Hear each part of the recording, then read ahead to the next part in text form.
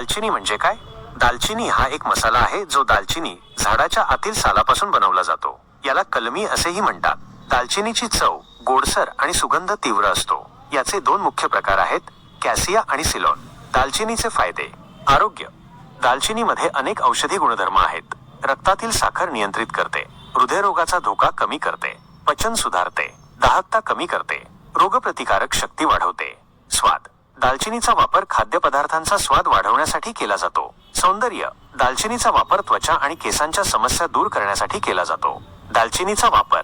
खाणे. दालचिनीचा वापर खाद्यपदार्थांमध्ये मसाला म्हणून केला जातो. चहा. दालचिनीचा चहा आरोग्यासाठी फायदेशीर असतो. औषध. दालचिनीचा वापर काही औषधांमध्ये केला जातो. दालचिनी वापरताना काळजी. गर्भवती महिलांनी आणि स्तनपान करणाऱ्या महिलांनी दालचिनीचा वापर डॉक्टरांच्या सल्ल्याशिवाय करू नये. दालचिनीचा अतिरिक्त वापर आरोग्यासाठी हानिकारक असू शकतो. अधिक माहिती.